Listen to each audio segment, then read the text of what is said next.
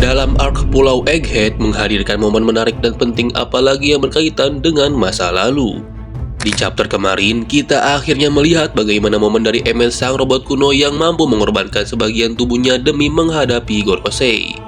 Para fans pun penasaran mengenai apa sebenarnya benda misterius yang hendak ia gunakan. Terlihat ia seperti meminta izin kepada Luffy untuk menggunakan senjata yang ia simpan. Lalu, apa yang terjadi pada chapter selanjutnya? Dan di video kali ini, Minsai akan mereview manga One Piece chapter 1121. Manga One Piece pada chapter kali ini berjudul Gelombang Era.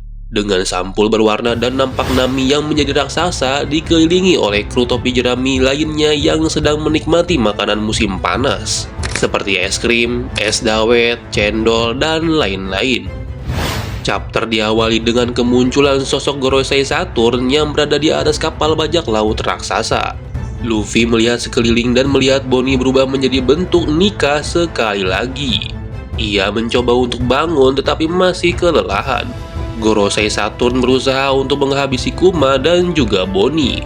Akan tetapi usahanya untuk menyerang Bonnie digagalkan oleh Luffy dengan tinjunya dalam mode Nika. Beralih ke siaran Vegapunk yang sedang menginformasikan siaran terakhirnya. Ia mengatakan hari di mana kejadian yang sama seperti ratusan tahun lalu akan terjadi kembali. Bencana tersebut disebabkan oleh seorang manusia yang menggunakan senjata kuno untuk menghancurkan benua yang telah hilang. Ia juga bilang dengan mengatakan masih ada. Kemungkinan yang ia maksud adalah Im Sama sang perusak benua beserta senjata pemusnah massal itu masih ada dan sewaktu-waktu bisa digunakan kembali. Saat Vegapunk mengatakan hal itu, terlihat Shirahoshi dan Vivi tercengang dengan informasi yang telah Vegapunk ungkapkan. Kemungkinan mereka mengetahui bahwa senjata tersebut memanglah sangat berbahaya, dan seperti yang sudah kita tahu bahwa Shirahoshi merupakan sosok dari senjata kuno tersebut. Di Skype, Konis dan Aisyah tiba di sebuah tempat dan menyapa kelompok Wiper. Sepertinya mereka semua tidak mengetahui siaran Vegapunk. Entah mungkin karena kejauhan di atas langit sinyalnya hilang, kita tidak tahu. Kemungkinan Oda menampilkan tempat ini ke dalam panel bukan secara kebetulan.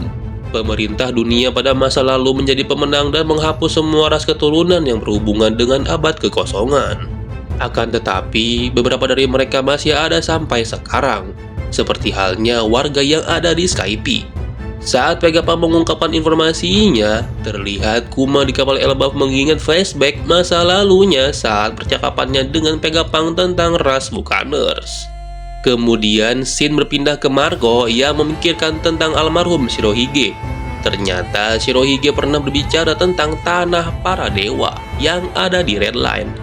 Kemudian King yang berada di ruangan gelap dan terlihat tubuhnya dipenuhi dengan perban juga memikirkan hal yang sama.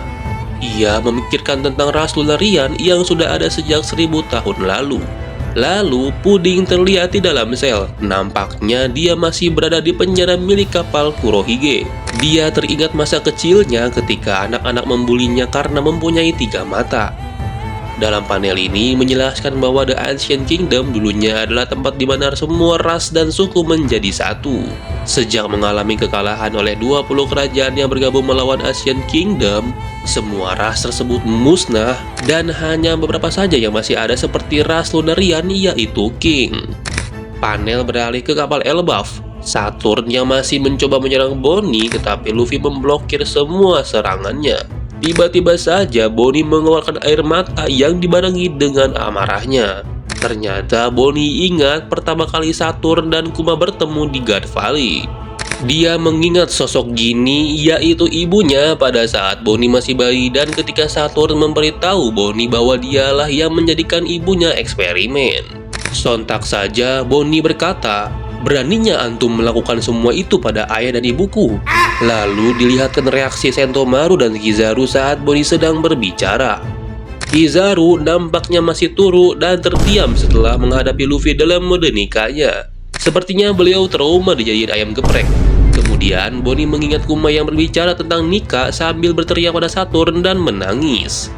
Lalu ia berkata, "Tidak mungkin kalian adalah dewa."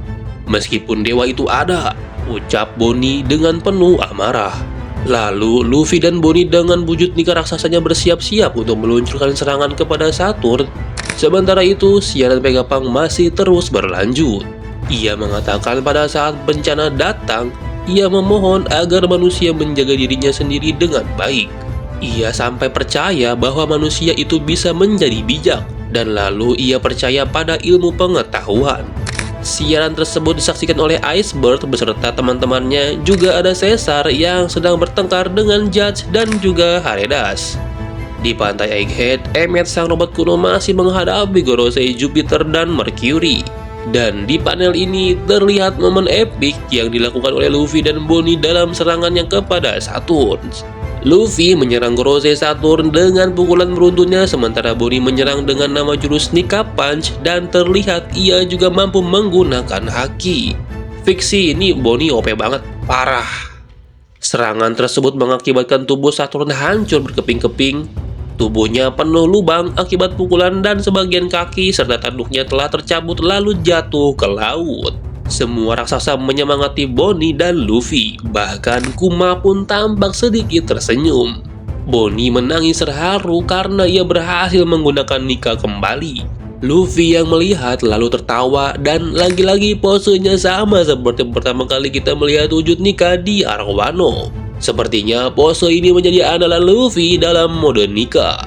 Lalu dari atas langit, kapal Sarigo meluncur dan terjatuh ke arah kapal bajak laut raksasa. Terlihat Zoro yang sedang menahan dirinya agar tidak terjatuh, lalu Jinbei yang berfokus pada kemudi kapal. Dan Usopp beserta Chopper yang ketakutan setengah mati. Siaran Vegapunk masih berlanjut. Ia mengatakan kematian legenda seperti Roger dan Shirohige hanyalah tirai pembuka menuju zaman baru bagi mereka yang tidak bisa lagi dihentikan. Orang-orang itulah yang paling dekat dengan kebenaran. Mungkin Roger yang memicu hal ini sejak awal. Kemudian diperlihatkan flashback pidato Roger sebelum dia dieksekusi pada chapter 1. Dalam perkataan Roger sebelum dieksekusi, ia mengatakan, "Harta karunku itu mungkin milikmu jika kamu menginginkannya. Coba dan temukan. Saya meninggalkan semua yang ditawarkan dunia di tempat itu," ucap sang Raja Bajak Laut. Hal itu yang dikatakan Roger merupakan sesuatu yang bisa mengubah sejarah. Semua informasi yang selama ini tertutup akan terbongkar ketika seseorang menemukan hartanya. Kemudian Vegapunk kembali menjelaskan dalam siarannya. Ia mengatakan akan tetapi belum tentu orang yang diharapkan Joy Boy akan menjadi orang yang mendapatkan hal itu. Sepertinya maksud dari perkataan Vegapunk tersebut semakin menguatkan kita bahwa yang berhasil mendapatkan One Piece hanya memang satu orang yang terpilih. Beberapa orang yang paling dekat dengan kebenaran seperti Shanks, Angkatan Laut, para sepuh yang ada di One Piece yang masih hidup, dan beberapa bajak laut baru, sepertinya hanya satu orang saja yang berhasil mengetahui semua tentang hal tersebut. Sekalipun dia adalah titisan Joy Boy, belum tentu mendapatkan hal itu. Ini artinya kemungkinan bisa saja Luffy sebagai reinkarnasi Joy Boy belum tentu mendapatkan One Piece berdasarkan informasi dari perkataan Vegapunk. Hal ini semakin ketat persaingan Luffy ke depannya karena dia harus membuktikan bahwa dirinya lah yang layak mendapatkan One Piece. Panel kemudian berganti di tempat bar milik Shaggy, Rayleigh yang tertidur dikarenakan mabuk berat. Di Pulau Hachinosu, semua bajak laut semakin gelisah menunggu kembalinya Teach. Nampaknya mereka sudah ingin berlayar. Di panel lain terlihat kapal bajak laut Akagami yang sepertinya Shanks juga mabuk sama seperti Rayleigh. Di sisi lain, anggota Cross Guild yang dipimpin oleh Buggy nampaknya semua kagum dengan Buggy dikarenakan dia begitu dekat dengan sejarah sebenarnya. Terlihat Crocodile dan Mihawk menatap dalam diam, sepertinya mereka kesal dengan Buggy. Di markas besar Angkatan Laut, beberapa prajurit mulai mengatakan mereka harus pergi dan mengambilnya sebelum orang lain. Kemungkinan yang mereka maksud adalah senjata pemusnah atau bahkan One Piece. Vegapunk dalam siarannya mengatakan entah itu yang diinginkan Joy Boy atau tidak, nasib dunia akan ditentukan oleh orang yang mendapatkannya. Kemudian panel terakhir disajikan dengan sangat epik. Terlihat kalimat terakhir Vegapunk bersama dengan kolase panel dengan karakter utama One Piece saat ini, yaitu Monkey D. Luffy, Marshall D. Teach, Shanks, Buggy, Akainu, Dragon, Timu Sama, Kobe, Kuzan, Vigarland Garling, dan Sabo. Ia melanjutkan dan berkata, harta karun yang berharga yaitu One Piece hanya untuk orang yang berhasil mendapatkannya. Oh iya, satu lagi, kalau kalian perhatikan di bawah Dragon ada seseorang dengan siluet yang nampaknya merupakan karakter baru. Seorang pria misterius dengan jubah yang memegang pedang mirip dengan pedang Shanks. Kira-kira siapa karakter tersebut? Apa jangan-jangan dia adalah kembaran Shanks? Ada kemungkinan karakter ini mempunyai hubungan dekat dengan Shanks. Entah itu saudara atau bahkan saudara kembar. Dan itulah review lengkap One Piece chapter 1121. Wow, chapter kali ini sangat luar biasa. Perlahan semuanya hampir terungkap melalui siaran dari Vegapunk. Tak hanya itu, di bagian terakhir terdapat sosok karakter yang belum pernah ditampilkan berupa siluet seseorang yang memakai jubah dan mempunyai pedang seperti milik Shanks. Nampaknya karakter itu merupakan sosok yang penting bagi alur cerita One Piece. Dan sepertinya robot kuno yang ingin mengeluarkan senjatanya untuk melawan Gorosei belum mendapatkan jawaban. Kemungkinan pada chapter selanjutnya akan diperlihatkan. So, kita tunggu saja nanti bagaimana kelanjutannya. Kalau kalian punya teori atau pendapat lain mengenai chapter 1121 ini, silakan tulis di kolom komentar. Pastinya Minsai akan selalu membuka ruang agar kita semua bebas untuk berpendapat. Jika ada salah pengucapan nama tokoh maupun kata narasi yang keliru, Minsai mohon maaf. Sampai jumpa di video selanjutnya, dan bye-bye.